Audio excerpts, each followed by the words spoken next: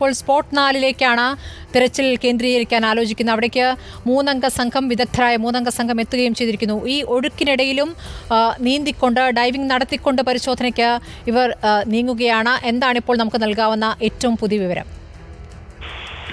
സ്മൃതി, അതായത് ഇപ്പോൾ ഈ ദൗത്യമേഖലയിൽ കനത്ത മഴ പെയ്തുകൊണ്ടിരിക്കുകയാണ്. അല്പസമയം മുമ്പ് ഈ 4ാമത്തെ സ്പോട്ട് കണ്ടെത്തിയ പ്രദേശത്ത് ഈ സംയുക്ത സംഘത്തിന്റെ, അതായത് നേവിയുടെയും NDRFന്റെയും ഈശ്വർ മാൽപ്പയുടെയും നേതൃത്വത്തിലുള്ള ഈ പ്രത്യേക സംഘത്തിന്റെ ഒരു പരിശോധന നടത്തിയിരുന്നു. ആ മേഖലയിലേക്ക് ഈ പറയുന്ന ഡൈവ് ചെയ്ത ഒരു പരിശോധന, അതായത് ഒരു ആങ്കർ ഇട്ടുകൊണ്ട് ആ ആങ്കർ കേന്ദ്രീകരിച്ച് ഓരോ പോയിന്റുകൾ കേന്ദ്രീകരിച്ച് അതിന്റെ താഴെ അടിഭാഗത്തേക്ക് പോയി അവിടെ ഏതാണ് വസ്തു, അതായത് മണ്ണാണോ ചളിയാണോ അല്ലെങ്കിൽ മറ്റേതെങ്കിലും തരത്തിലുള്ള മരക്കമ്പുകൾ കുടുങ്ങിക്കിടക്കുന്നുണ്ടോ, അല്ലെങ്കിൽ യഥാർത്ഥത്തിൽ ഈ പറയുന്ന ഈ ട്രക്ക് അതിന്റെ മുകൾ ഭാഗത്ത് ഏതെങ്കിലും തരത്തിൽ ദൃശ്യമാവുന്നുണ്ടോ തുടങ്ങിയിട്ടുള്ള കാര്യങ്ങൾ തൊട്ട് പരിശോധിക്കാൻ വേണ്ടിയിട്ടുള്ള ഒരു ഡൈവിംഗ് ആണ് നടത്താൻ വേണ്ടി ഉദ്ദേശിച്ചത്. പക്ഷേ ഇപ്പോൾ എന്തായാലും ഈ ദൗത്യത്തിന് ഏറ്റവും പ്രധാന വെല്ലുവിളിയായി മാറുന്നത് കാലാവസ്ഥയാണ്. അല്പസമയം മുമ്പ് കാലാവസ്ഥ അനുകൂലമായ സാഹചര്യത്തിലാണ് ഈ സംഘം ഈ മേഖലയിലേക്ക് എത്തി പരിശോധന നടത്തിയത്. 4ാമത്തെ കേന്ദ്രത്തിന് തൊട്ടടുത്തേക്ക് ഈ സംഘം എത്തി അവിടെ ആവശ്യമായിട്ടുള്ള ക്രമീകരണങ്ങൾ നടത്തിക്കൊണ്ടിരിക്കുന്ന ഘട്ടത്തിലാണ് അതിശക്തമായിട്ടുള്ളൊരു മഴ ഈ മേഖലയിൽ പെയ്തിട്ടുള്ളത്. എന്തായാലും ഇപ്പോൾ കൂടുതൽ സംഘാംഗങ്ങൾ ഈശ്വർ മാൽപ്പയുടെ നേതൃത്വത്തിലുള്ള ഈ സംഘങ്ങൾ ഈ മേഖലയിലേക്ക് എത്തിയിട്ടുണ്ട്. ഈ 4ാമത്തെ പ്രധാനപ്പെട്ട സ്പോട്ട് കേന്ദ്രീകരിച്ചിട്ടുള്ള മേഖലയിലേക്ക് എത്തിയിട്ടുണ്ട്. പ്രാദേശികമായിട്ടുള്ള മത്സ്യത്തൊഴിലാളികളുടെ സംഘവും ഇവിടത്തേക്ക് എത്തിയിട്ടുണ്ട്.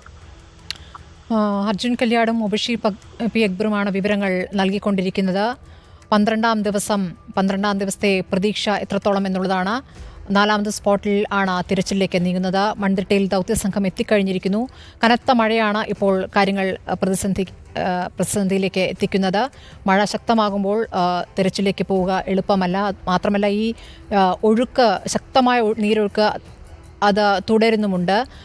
ഒഴുക്ക് തുടരുമ്പോഴും അടിയൊഴുക്ക് തുടരുമ്പോഴും തിരച്ചിലേക്ക് കടക്കാം എന്നുള്ളതാണ് നിലവിൽ ദൗത്യസംഘത്തിൻ്റെ തീരുമാനം. പക്ഷേ മഴ ശക്തമായി തുടരുന്നതാണ് ഇപ്പോൾ പ്രതിസന്ധി സൃഷ്ടിക്കുന്നത്. മുബഷീർ, അങ്ങനെയെങ്കിൽ തിരച്ചിൽ എപ്പോൾ തുടങ്ങും എന്നാണ് അറിയാനാകുന്നത്? ഈ കനത്ത മഴ, വലിയ ഒഴുക്ക്, അതോടൊപ്പം കല്ലും മണ്ണും ചെളിയുമൊക്കെ അടിഞ്ഞുകൂടിയിരിക്കുന്ന ഒരു സാഹചര്യം കൂടി. അപ്പോൾ താഴേക്ക് തിരച്ചിൽ അത്ര എളുപ്പമല്ല എന്നുള്ളൊരു സാഹചര്യമുണ്ട്.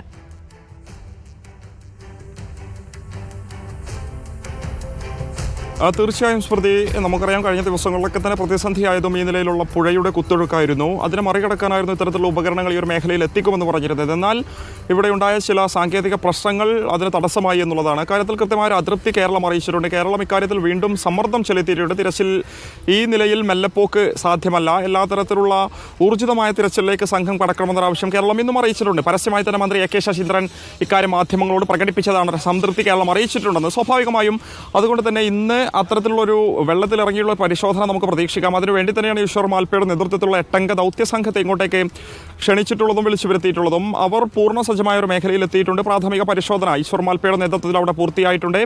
8-അംഗ സംഘം ഇതുമായി ബന്ധപ്പെട്ട് അതിവിദഗ്ധമായ പരിശീലനം ലഭിച്ച ആളുകളാണ്. നേരത്തെ ഒരുപാട് ദൗത്യങ്ങളിൽ ഏർപ്പെട്ടിട്ട് അതൊക്കെ തന്നെ വിജയകരമായി പൂർത്തീകരിച്ച സംഘങ്ങൾ കൂടിയാണ് ഇവർ. അവരെ സംബന്ധിച്ചൊരു പക്ഷേ ഇതിനപ്പുറമുള്ള കുത്തൊഴുക്കുള്ള പുഴകളിലൊക്കെ തന്നെ ഇറങ്ങി തിരച്ചിൽ നടത്തിയ അനുഭവ സമ്പത്ത് ഇവിടെ മുതൽ കൂട്ടാക്കുമെന്നുള്ളതാണ് പൊതുവെയുള്ള വിലയിരുത്തൽ. അതുകൊണ്ട് തന്നെ കുത്തൊഴുക്ക് അവസാനിക്കാൻ കാത്തു നിൽക്കാതെ പുഴയിലിറങ്ങിയുള്ള ഒരു പരിശോധന അല്പസമയത്തിനുള്ളിൽ തന്നെ നമുക്ക് പ്രതീക്ഷിക്കാം എന്നുള്ളതാണ്. വിശേഷിച്ചും അതിനിർണായകമായ ഒരു സിഗ്നൽ ഈ ഒരു പുഴയുടെ മൺതിട്ടയോട് ചേർന്ന ഭാഗത്ത് കണ്ടെത്തിയ സാഹചര്യത്തിൽ അത് മേജർ ഉൾപ്പെടെയുള്ള നാവികസേന സ്ഥിരീകരിക്കുന്ന ഒരു സാഹചര്യത്തിൽ ഇനി പുഴയിലിറങ്ങിയുള്ള ഒരു തിരച്ചിൽ തന്നെയാണ് ഏറ്റവും പ്രധാനപ്പെട്ടത്. അതിനുവേണ്ടി ഈശ്വർ മാൽപ്പ അടങ്ങുന്ന നാവികസേന ഉൾപ്പെടുന്ന ദൗത്യസംഘം അല്പസമയത്തിനുള്ളിൽ പുഴയിലേക്ക് പ്രവേശിക്കും. പ്രാഥമിക പരിശോധന പൂർത്തിയായി കഴിഞ്ഞു. ജില്ലാ കളക്ടർ ലക്ഷ്മിൽ പ്രിയ ഉൾപ്പെടെയുള്ളവരുമായുള്ള ചർച്ചയും പൂർത്തിയായിട്ടുണ്ട്. നേവിയുമായുള്ള ആശയവിനിമയം ഇതിനകം പൂർത്തിയായിട്ടുണ്ട്. അതുകൊണ്ട് തന്നെ പുഴയിൽ ഇറങ്ങിയുള്ള തിരച്ചിൽ അല്പസമയത്തിനുള്ളിൽ നമ്മൾ പ്രതീക്ഷിക്കുമെന്നുള്ളതാണ്. ഈ ഒരു മിഷനിലെ ഏറ്റവും ദുഷ്കരമായ കാര്യം ഇനി വരാൻ പോകുന്നത് ലോറിക്ക് മുകളിൽ അടിഞ്ഞുകൂടിയിട്ടുള്ള ചെളിയും മണ്ണും മറ്റവശിഷ്ടങ്ങളും തന്നെയാണ്. നേരത്തെ ഉത്തര കന്നഡ MP ഉൾപ്പെടെ സംസാരിച്ച സമയത്ത് പറഞ്ഞിരുന്നു 10 മീറ്ററോളം ലോറിക്ക് മുകളിൽ ഈ നിലയിലുള്ള ചെളിയും മണ്ണും മറ്റവശിഷ്ടങ്ങളും അടിഞ്ഞുകൂടിയിട്ടുണ്ട്. അതുകൊണ്ട് തന്നെ അതൊക്കെ തന്നെ നീക്കം ചെയ്ത ശേഷമേ ലോറിയുടെ മറ്റു ഭാഗങ്ങൾ പരിശോധിക്കാൻ സാധിക്കും. ഒരു പക്ഷേ ക്യാബിനുൾപ്പെടെ തുറന്ന് പരിശോധിക്കാൻ സാധിക്കും എന്നുള്ളതാണ് ഏറ്റവും ദുഷ്കരമായ മറ്റൊരു കാര്യം. നേരത്തെ നടത്തിയ തെർമൽ സ്കാനിംഗ് പരിശോധനയിൽ ഉൾപ്പെടെ ഈ നിലയിൽ മനുഷ്യ സാന്നിധ്യം സ്ഥിരീകരിക്കാൻ സാധിച്ചിരുന്നില്ല എന്നുള്ളതാണ്. എങ്കിലും ഇന്ന് ഈ ഡ്രോൺ സംവിധാനത്തിന്റെ പരിശോധന തുടരുമെന്നുള്ളതാണ് നമുക്ക് മനസ്സിലാക്കാൻ സാധിക്കുന്നത്. മഴ ഇടവിട്ട് പെയ്യുന്നത് പ്രതിസന്ധി ഉണ്ടാക്കുന്നുണ്ടെങ്കിലും